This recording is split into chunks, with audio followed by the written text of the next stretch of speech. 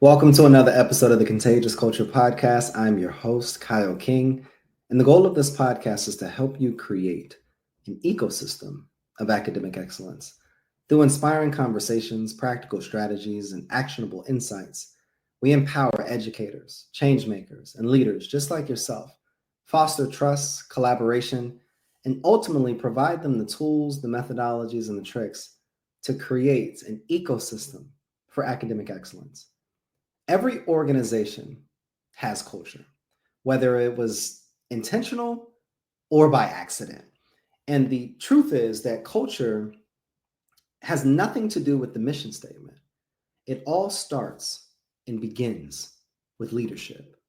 Now, whether you're a mom, a dad, a CEO, or a husband or a wife, the way leaders show up and speak and make decisions creates the invisible atmosphere that ultimately everyone around them, or everyone within their organization, or everyone within their family can feel.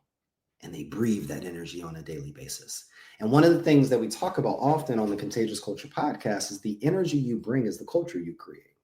So today we're going to talk about how leadership is where culture begins. And as I was reflecting on this episode, it made me feel and think about how I've been as a leader, how I've been in the multitude of titles that I wear as a leader. But ultimately, it made me think about how I am as a dad. And it's interesting how children will look at you for responses when things happen, when things shift, and when things either go well or when things don't necessarily go in the way that you wanted them to go. And what they're looking for is your response, your reaction, your tone, your ability to navigate or solve problems. And all of that is creating not only an invisible atmosphere, but it's also communicating to them what is acceptable.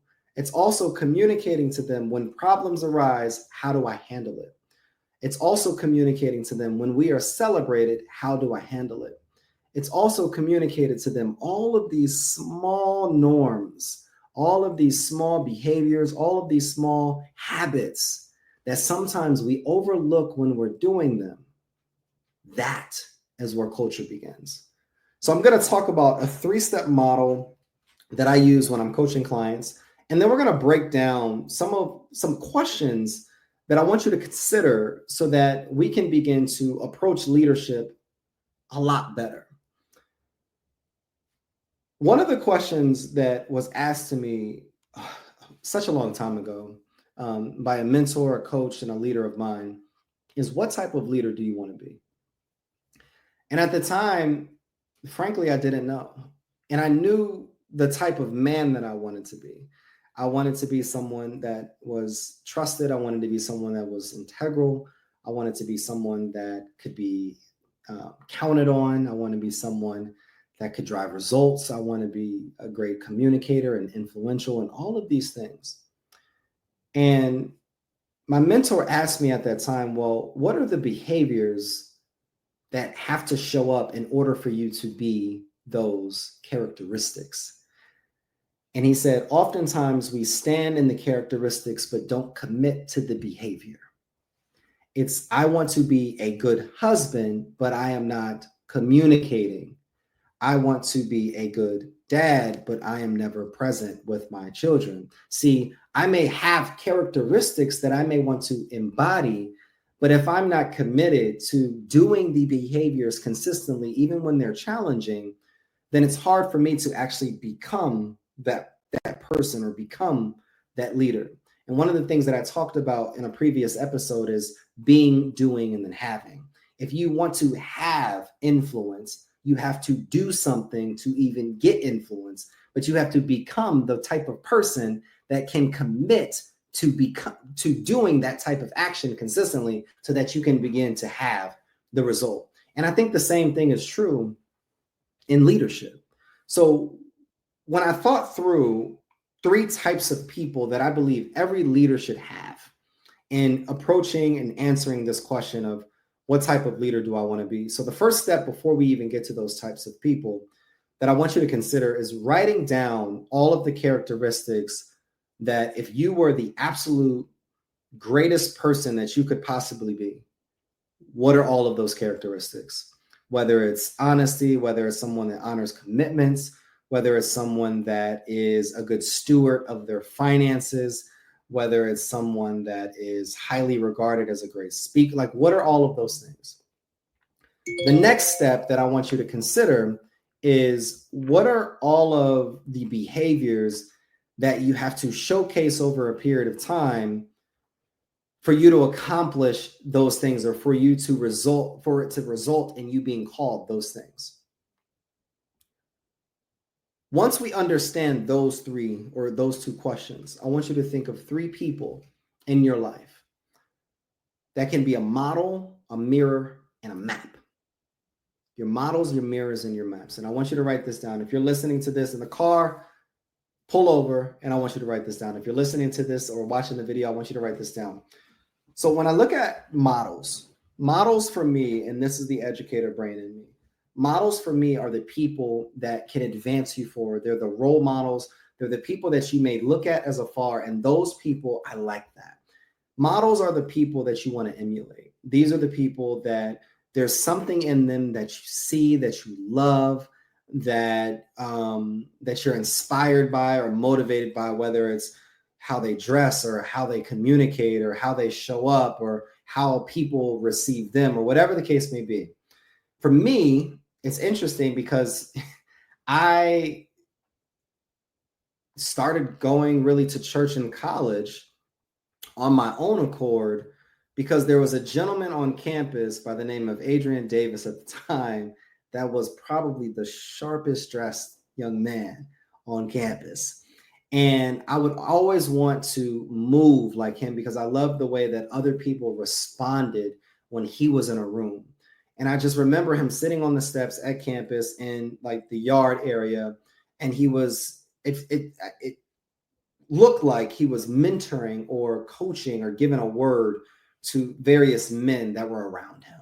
And they were taking notes and they were nodding their head. And I'll never forget that feeling because I was like, I want to be the person that is able to coach and mentor, or people are able to receive or look at me in the ways that they looked at him. So I reached out, we connected, and then I found out that he was a pastor at one of the churches in Huntsville, Alabama. At that time, I fell in love with his ability to be able to preach on Sundays and his ability to be able to break down the word and all of these different things. He was a model for me on the type of response, on the type of clothing, on the type of behaviors, on the type of things that he was doing to be able to ultimately drive impact. The second person that I believe that a lot of us have, but a lot of people don't put value in, is what I call a mirror. These are probably people that you're close with. These are probably, could be a spouse, could be a partner, an intimate partner, could be potentially a colleague or a boss that most times you probably butt heads with. A mirror is a person that has a lot of value, but their value is in exposing your flaws. One of the things that I've recognized is oftentimes if you have certain challenges that you're not strong in, whether that challenge is communication, whether that challenge is showing up to places on time, whether that challenge is honoring your commitments, this is the person that probably always calls you out on it. This is the person that makes you uncomfortable in those spaces. And when I think about that uncomfortable feeling, oftentimes it looks like we're being attacked or being criticized or someone's bickering and complaining. But one of the things that my father always said growing up is, if I'm speaking to you, that means that I care. You should start worrying when I stop saying something. And he used to always say that to his players as a coach. And it really never dawned on me until later in life, because when you get silent, you've given up. So who was the person that calls you out on your BS? Who was the person that exposes an area of weakness or a gap or an opportunity for you to grow where you could improve upon? So you have your model, the person that you want to emulate for all of the great characteristics. but who is your mirror that exposes all of the weaknesses or areas of opportunity that you could potentially grow in as well. And then we have my favorite is the maps. These are the people that aren't models, they aren't maps. These are people that have game. Potentially, these are the people that provide you the blueprint, similar to a map, people that guide you and show you the way. This could be a coach, this could be a life coach, a mentor, a therapist. These could be those types of people that can guide you to getting where you want to be tactically. So let's say you want to write a book. Well, who's your who that have done that at scale that can help you write a book? Let's say you want to save more money. This is that person that is going to help you accomplish those goals because they have a blueprint, a roadmap, a game plan for you to be able to get to that specific place. So again, what type of leader do I want to be?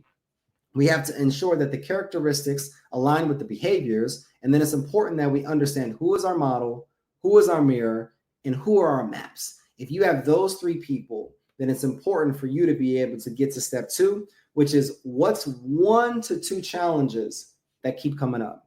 I asked someone to mentor me a few weeks ago. And similar in these types of conversations, the question then led to, well, what are some of the things that you're struggling with?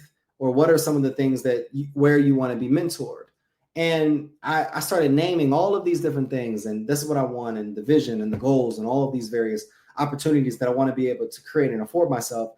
And they stopped me in my tracks and they said, Kyle, it's not about where you want to go, because where you want to go, you won't get there if there's certain challenges that continue to come up on your road to greatness. And it stopped me for this one reason. It stopped me because I recognized there was one area that was an Achilles tendon for me that showed up on multiple occasions, both personally and professionally. And we needed to unpack that a little bit. And we needed to put parameters and systems and various things in place for me to improve upon that so that it shows up in all aspects in my life. So one of the things that I want you to think about is quick hack is, what are the things that you need to keep doing in regards to things that are working for you? But what are the things that you need to stop doing? Things that are clearly not working for you, like consistently. And what are things that you need to start doing? Things that you have potentially been holding off, things that you know you need to be integrating or doing, and they just haven't been working out for you. And whether that's going to the gym, whether that's setting a boundary with that friend or that colleague, what are these things that you need to keep doing that are working, stop doing because they're not working, and start doing because they'll be able to fast track you to the person or to the leader that you're destined to become. So for me, what I recognize is setting boundaries has always been easy for me. Communicating boundaries has always been easy for me. But the enforcing of boundaries with family, friends, colleagues, that has always been the Achilles tendon.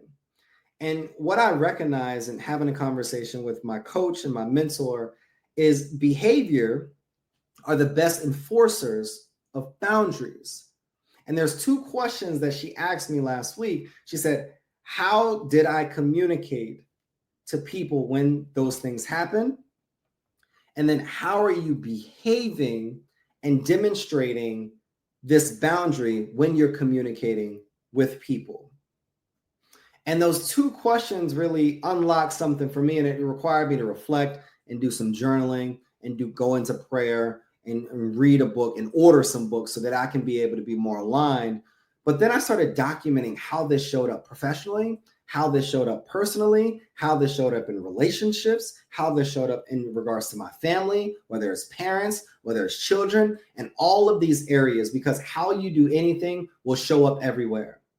How you do anything will show up in everything. Most times, if you're not integral in business, you'll probably will have those same tendencies in relationships.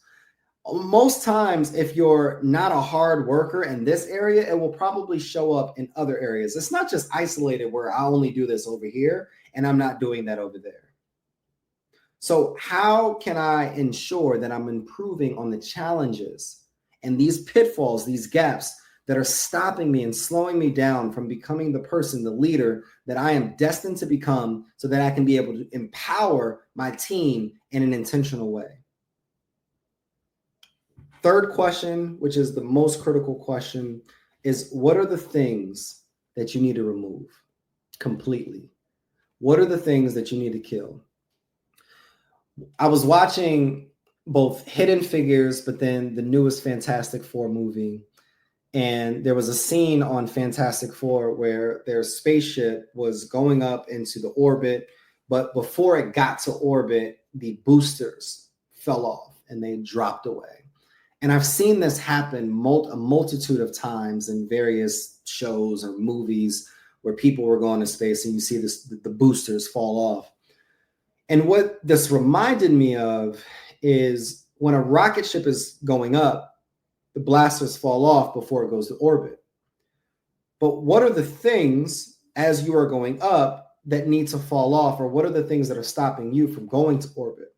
What are the things, the norms that need to be removed, the habits that need to be removed, the people that need to be removed, the behaviors or the doubts or the perspectives or the patterns that need to be removed from your leadership so that they can be able to enhance your ability to be able to lead people?